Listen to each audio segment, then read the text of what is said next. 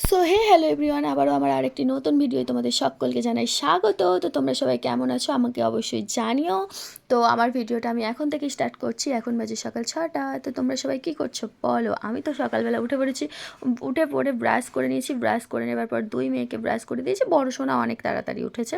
ও তাড়াতাড়ি উঠে ব্রাশ করে জল বিস্কুট খেয়ে পড়তে চলে গেছে। আর এদিকে ছোটো উঠে পড়েছে। বিছানা পুরো ফাঁকা। বিছানা সবসময় ফাঁকা থাকে না, ছোটোটা ঘুমায়, সেই জন্য আমি মানে সব কাজ করে নেবার পর বিছানা গোছাই। কিন্তু আজকে যেহেতু ছোটোটা উঠে পড়েছে, তো সেই জন্য ভাবলাম বিছানার খাটটা একটু মুছে নিই। ও তো সারাক্ষণ এই খাটগুলোকে নোংরা করতে থাকে, এটা ওটা ঘষতে থাকে। তো সেই জন্য একটু হালকা পাতলা করে মুছে দিলাম। মুছে দেওয়ার পর এই যে পুরো বিছানাটা আমি পরিষ্কার করে গুছিয়ে নিচ্ছি। আর আমার যে মাথার ওপরে তোমরা কাপড়টা টাঙানো আছে দেখতে পাচ্ছ, এটা হচ্ছে দুই দিকে জানালা গ্রিলে টাঙানো রয়েছে। ছোটো সোনা এত পরিমাণে দোলনা ভালোবাসে, ও ছোট্ট থেকে দোলনা ভালোবাসে, তো সেই জন্য সারাক্ষণ দোলনার মধ্যেই থাকতে থাকে।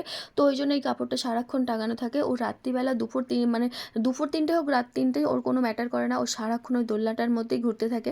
তো বিছানাটা গুছিয়ে দেওয়ার পর কিছুটা বাসন ছিল, সব মেজে এনেছি। মেজে এনে আর এই যে আমি এখন সিঁড়ি টিড়ি সব ভালো মতন পরিষ্কার করে নিচ্ছি। সিঁড়ি ঘর টর সব ভালোভাবে ঝাড় দিয়ে মুছে নেব।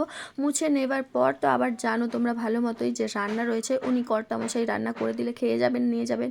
তো সেই জন্য এই যে সিঁড়ি টিড়ি ভালো করে পরিষ্কার করে দেবার পর ভীষণ পরিমাণে খিদে লাগছিল, কি করব, বাচ্চাদের মতন একটু জল বিস্কুট ভিজিয়ে খেয়ে নিলাম। দেখতেই পাচ্ছ, এই আসলে শুকনো বিস্কুট আমি খেতে পারি না, জল দিয়ে না ভিজিয়ে। তো আবার বড় যেহেতু 6:30 থেকে পড়া থাকে, ওই জন্য ও চলে এসেছে। ওর পড়াটা হয়ে গেল, ও পড়ে টরে চলে এলো, এসে একটু আমার কাছে চলে এলো।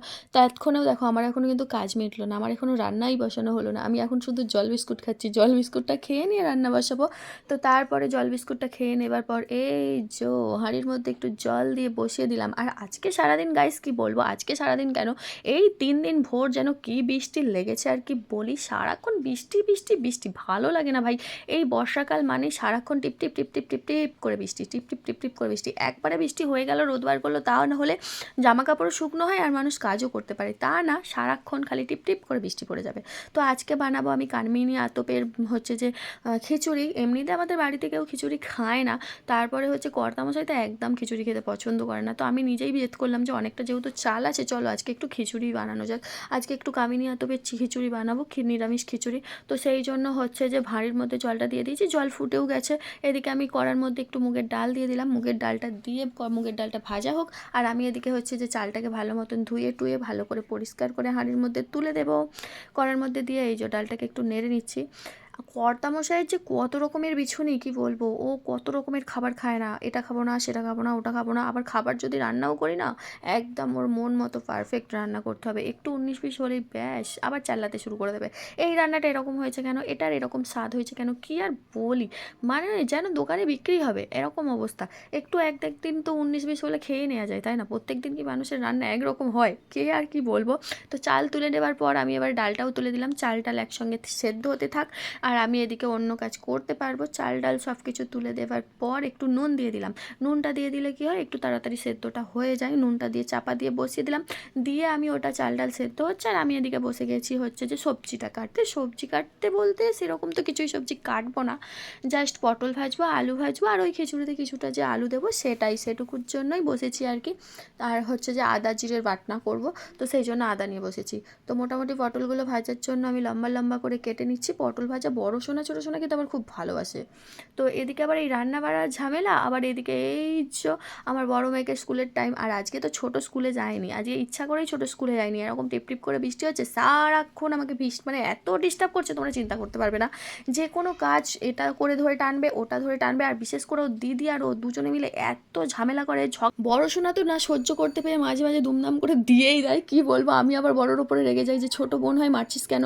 বড় সোনা যখন বিরক্ত হয়ে যায় তখন ছোটোকে দিয়েই দেয় 2-4 দেখতে পাচ্ছ, তোর চুলটা বেঁধে দিচ্ছি, ও আবার ওর চুলটায় আঁচড়ে দিচ্ছে, টেনে দিচ্ছে, বিরক্ত করে দিচ্ছে একদম। আমি তো মাঝে মাঝে দেখে ওদের হাসবো, আবার আমার রাগও হয় ভীষণ পরিমাণে, কী আর করি।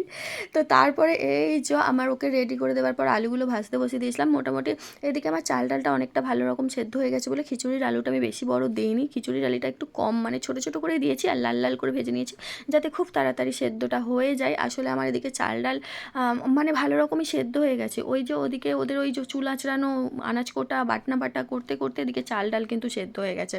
তো সেই জন্য আমি একটু আলুগুলো ছোটো সাইজের কেটেছি যাতে তাড়াতাড়ি সেদ্ধ হয়ে যায়।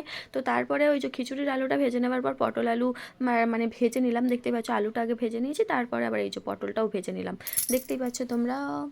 তো তোমাদের কার কার খিচুড়ি পছন্দ অবশ্যই জানিও। আমার তো মোটামুটি ভালোই লাগে। তো তারপরে আমি কড়ার মধ্যে দিয়ে দিয়েছিলাম দুটো তেজপাতা, আর এটা হলো দিলাম আমি আদা জিরের বাটনা। যেহেতু আজকে হচ্ছে যে বৃহস্পতিবার আর কামিনী আতপের চালের যেহেতু খিচুড়ি বানাচ্ছি, তো ভাবলাম নিরামিষই বানাই। তো তারপরে মশলাটা ভালোভাবে ভেজে নিয়ে আর একটু আমি দিয়ে দিলাম হচ্ছে যে হলুদ লঙ্কা গুঁড়ো দিয়ে ভালো করে মশলাটা একটু ফুটিয়ে নেবার পর আমি এই যে খিচুড়ির মধ্যে দিয়ে দেবো। তো এর মধ্যে একটু বটবটিও দিয়েছিলাম, গাছের বটবটি 3-4টে হয়েছিল, সেইগুলোই দিয়েছিলাম, বেশি দিয়েছিলাম না বা বেশি কিনেছিলাম না। তারপরে এই যে খিচুড়িটা এত পরিমাণে চালটা বেড়ে যাবে আমি বুঝতেই পারিনি গাইস, প্রচুর বেড়েছে চালটা। চাল ডাল এত বেড়ে পুরো আমার হাঁড়ি ভর্তি হয়ে গেছে, পুরো খিচুড়িটা একদম রেডি, ভালো মতন ফুটেও গেছে। আর দেখো আমি ঘিয়ের শিশি মানে সিল কাটতে পারছি না, এত অসুবিধা হচ্ছে, মোটে কিছুতেই সিলটা কাটতে পারছি না। তো অনেক কষ্ট করে সিলটা কাটলাম, কাটার পর এই যে দেখতে পাচ্ছ খিচুড়ি পুরো ভর্তি হয়ে গেছে, হাঁড়ি ভর্তি হয়ে গেছে। তো চলে এসো তোমরা, কে কে খিচুড়ি খাবে আমার বাড়িতে চলে এসো। আজকে কিন্তু 1 হাঁড়ি আমি খিচুড়ি বানিয়েছি, দেখতেই পাচ্ছ তোমরা বন্ধুরা। আসলে 1 হাঁড়ি বানানোর একটা কারণ আছে, ও বাড়িতে দিতে হবে মা বাপিদের, আর আমাদের ওনাদের হলেও আমাকে দেয় আর আমার হলেও আমি দিই। আসলে খিচুড়িটা আমাদের বাড়িতে দুই বাড়িতেই কারোর বেশি হয় না, ওদেরও কম হয় আর আমাদেরও কম হয়, কারণ হচ্ছে ছেলেগুলো খিচুড়ি খেতে চায় না। ও বাড়িতে দাদাভাই খিচুড়ি খেতে চায় না, আর এ বাড়িতে আমাদের কর্তামশাই খিচুড়ি খেতে চায় না। তো যখন যে বানায় একটু বেশি করে বানাই, দু বাড়িতেই খাওয়া হয় আর কি, এই জন্য। তো পুরো ঘিটা আমি দিয়ে দিলাম, দিয়ে নাড়তে পারছি না, আস্তে আস্তে কোনো রকমে নাড়ছি আর কি। তো এত সুন্দর স্মেল বেরিয়েছিল কি বলবো। এ দেখো যখন হাঁড়িটা আমি এই প্রথম টাইম খুললাম আর ভাপটা উঠছিল, এত সুন্দর সেন্ট লাগছিল কি বলবো। কর্তামশাই খেয়ে ডিউটি যাবে, তো সেই জন্যই আমি হচ্ছে যে খিচুড়িটা ঠান্ডা করতে দিচ্ছি। তো তোমাদের সবাইকে অনেক অনেক ধন্যবাদ, তোমরা যারা এতক্ষণ পর্যন্ত আমার ভিডিওটা দেখছো, আমাকে লাইক কমেন্ট করো, আমাকে সাপোর্ট করো, তো অসংখ্য অসংখ্য ধন্যবাদ। আর সবাইয়ের জন্য নেমন্তন্ন রইল এই বর্ষা বাদলের দিনে গরম গরম খিচুড়ি আর পটল ভাজা খেতে। তো সবাই চলে এসো যে যে খেতে চাও। তো আজকের ভিডিওটা আমি এখানেই শেষ করছি। সবাই ভালো থেকো, সুস্থ থেকো, নিজেদের শরীরের যত্ন রেখো। জয় গুরু, টাটা এভরিওয়ান।